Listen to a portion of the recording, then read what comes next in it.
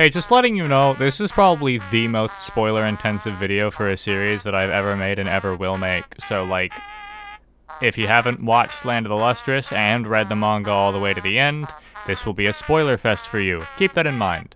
Hello again. Not too long ago, my third favorite manga ended. I know it's very sad when it happens, but that manga is called Land of the Lustrous, and I made a very thorough analysis of my favorite aspect of it, the arc of its protagonist, phos. I covered how the main character went from energetic child to bloodthirsty warlord to mournful deity over the course of the 98 chapters that led up into the final arc of the series. This video is going to be a specific deep dive into that final arc, the epilogue of Land of the Lustrous. I've heard a lot of good and bad things spoken about this arc, so I'll be looking at it from a critical lens while I analyze it to see whether or not this ending actually works with the other parts of the story that we've seen. So, to bring you up to speed with the story so far, Land of the Lustrous is populated by three types of beings: gems, lunarians, and weird fish people. These beings were made when humanity split themselves into three after they all died out, the gems being their bones, the lunarians being their spirits, and the fish people being their flesh. phos was a gem who slowly learned of this truth and eventually realized that their teacher was a machine who was created for the purpose of freeing the human souls from their prison of immortal existence by praying. Sorry if this is a little bit, a lot for a single explanation, but I literally made a video on it. Anyways, after phos rebelled against their teacher and broke him, they took up the duty of praying the remnants of humanity away, but first had to incubate for 10,000 years as they waited. When they awoke, they were in a new godlike form, an angelic figure in a long white gown shadowed by a large halo. phos quickly prays away the lunarians' gems, and presumably the fish people as well, leaving nothing but themselves. This leaves us at the start of chapter 99, the beginning of the epilogue. If you want a deeper analysis of the first 98 chapters of the story, watch my other video. I'd be incredibly surprised if you found this one without having previously seen that one. So, let's start out with a deep look into the epilogue, going over the main plot points as they happen. We'll be going very in-depth compared to last video because our content is 10 times more concentrated, so the epilogue begins with a nice little sight: God phos completely giving up. They just slump over and become a pile of sand for an indeterminate amount of time. Considering the 3 completely blank pages and the grass that grows over them, it's probably at least a good 100 or so years, if not several eons.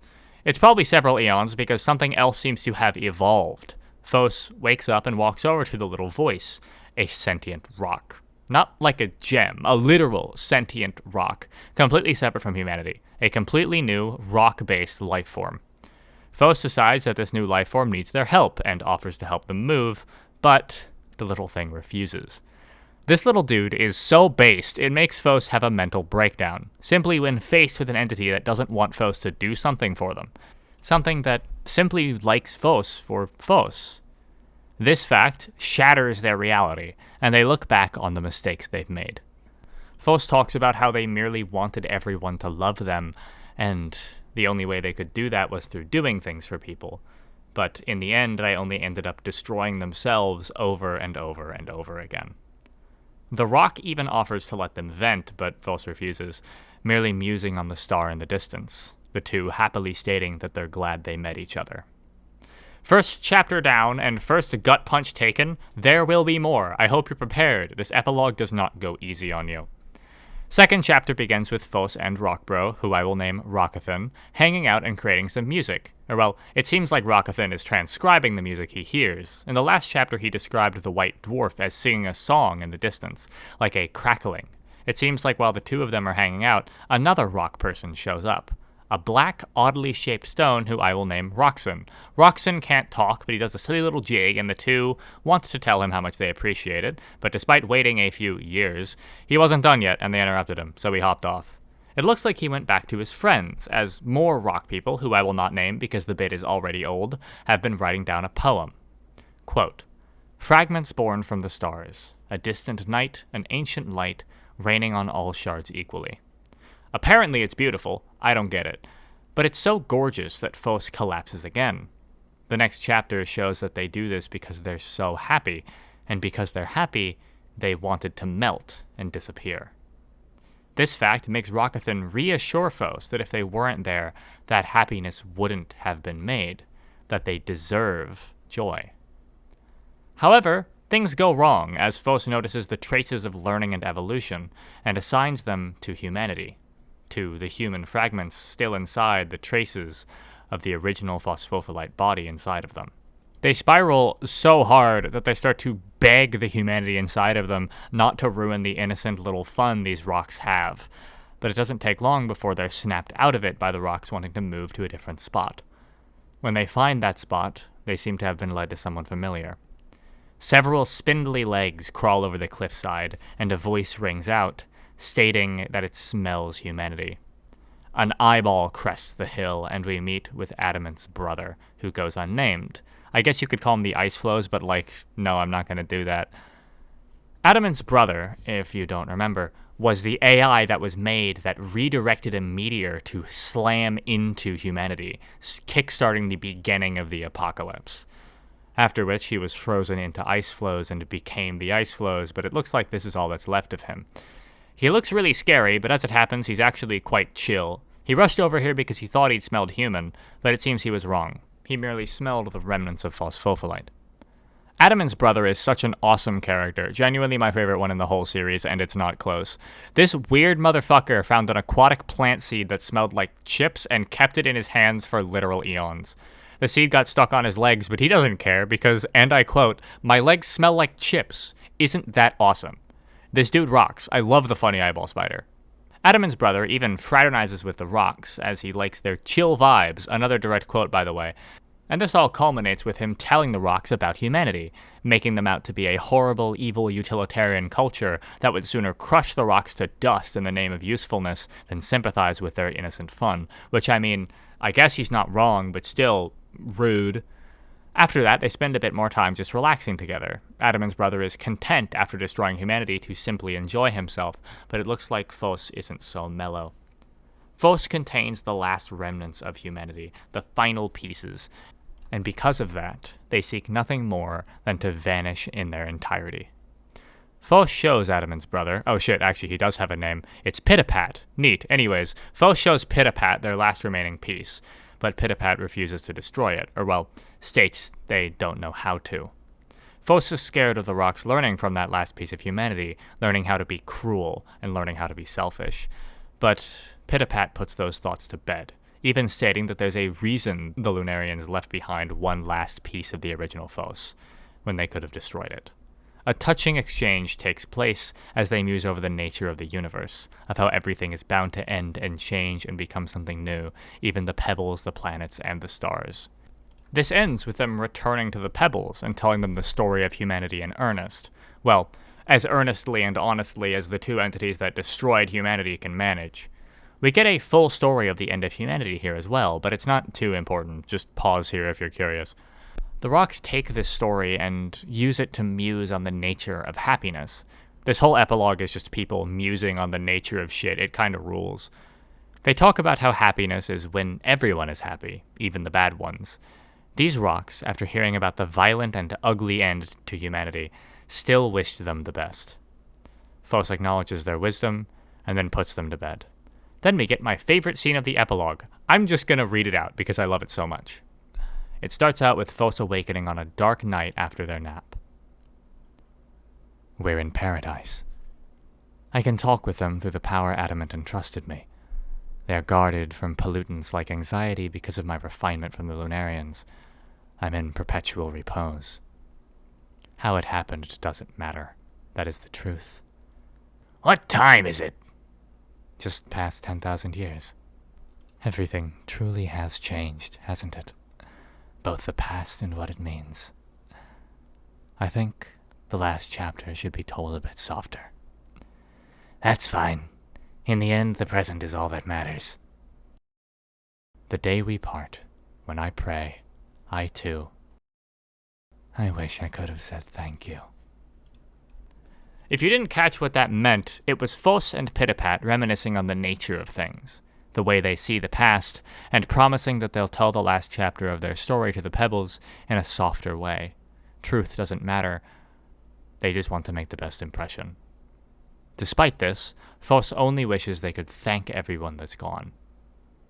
It hits me in the guts, dude. Not to mention that final panel. Anyways, yeah. They wake up and the sun's about to explode. Shit. As phos, Pitapat, and the rock stare up at the swelling sun, they come to terms with their end, but not before the fucking Chips seed explodes into a Lunarian ship. What? Turns out this ship is their ticket out of here. Pitapat connects in, and all the rocks that they found over their journey pack up, and right as they're about to head out, phos stays back. Phos is the final human remnant. If they are to stay and be incinerated in a supernova, the plan to eradicate humanity will have been fully and totally successful. Despite the pleas of Pitapat, they stay behind.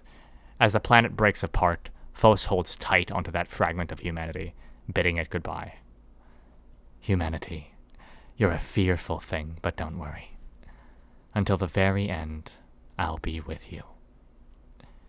Until Pitapat fucking comes in like a champion and sticks his hand into their chest and pulls out the last remaining piece of phosphophyllite, taking it with him. Fuck yeah, dude. Anyways, phos as we know it gets completely incinerated here, saying a final monologue that just punches you in the dick hard. I did it. I thought I couldn't do anything at all, but I did it. I wonder if Master would be proud of me. I hope I can see everyone again. I feel light. So light. Their body turns between all the previous forms as they're burned down to the last atom. Rest in peace, non-binary queen, you fucking rocked. Get it? Rocked? Man, I'm so funny. The scene shifts back to Pitapat and the rocks on the ship, finding that the piece of phosphophyllite has shattered into even tinier pieces, but one remains. Another rock being, their smallest brother. Though unfortunately it seems the ship is now out of power and has to crash land. Whoops. Luckily the place they crash land on is perfect. I love this design of Pitapat after he already spent all of his long limbs. He's just a little plunky dude and he's really silly looking. Anyways, we get another time skip, a real long one. All the way until Pitapat is on his so-called deathbed, an old spider, talking to phos's last piece. I can tell you this now, but it was the Lunarians who asked me to take care of you. Lunarians? Oh, forget it. Just an old fogey's rambling. Basically, I feel at peace now with my job finally done. Are you happy, Pitapat? You bet I am! Long ago, I was born as a tool and nothing more than that. Now look at where I've made it. This is paradise. I really, truly did a good job, didn't I?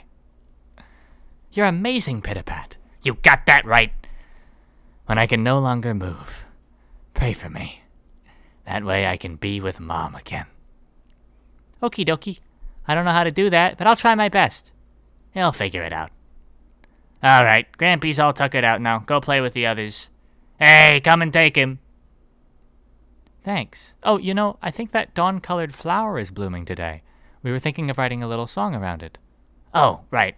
I had to write something myself about this paradise. On a hidden planet, photon flowers bloom, holding crystals with atoms ordered into their true forms. Within each one lies its own universe. It's très magnifique. All right, perfect. Now I won't forget. I'm definitely going to tell Mom about this. She'll love it.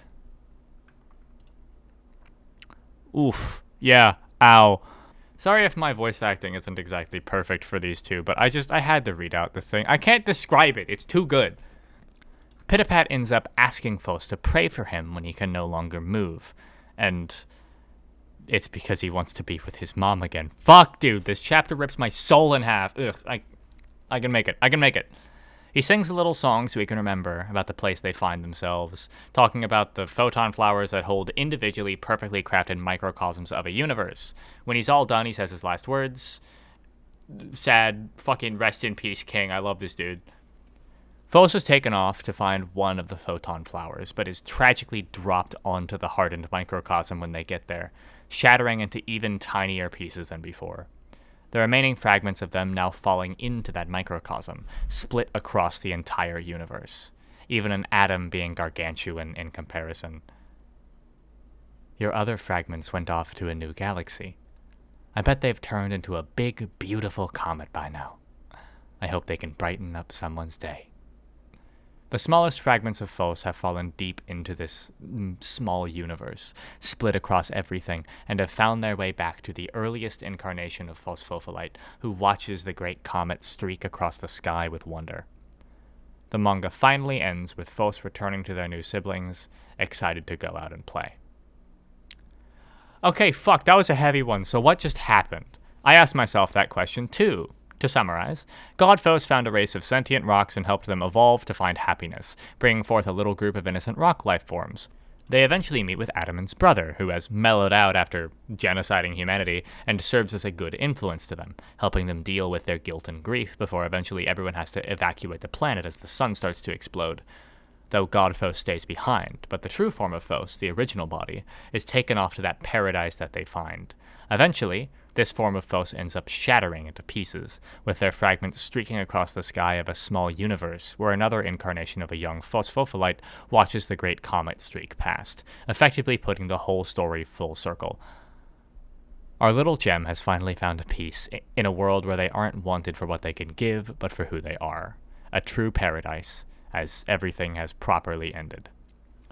Now, is this a good ending? I think it's pretty solid, though I would have liked a little more explanation on what the fuck the deal is with the microscopic universes that get formed within the flowers. That's kind of odd, I'm not sure about that. They didn't pull some Machiavellian twist or change everything at the end. I didn't expect them to, and it would have kind of sucked big time if they did do that. They simply had phos's growth be acknowledged, as even despite the fact that they're the tiniest they've ever been, they're still a million times happier and more fulfilled than they were all those billions, if not trillions of years ago. Phos will continue to grow and change, but now at least they have a chance to do so happily.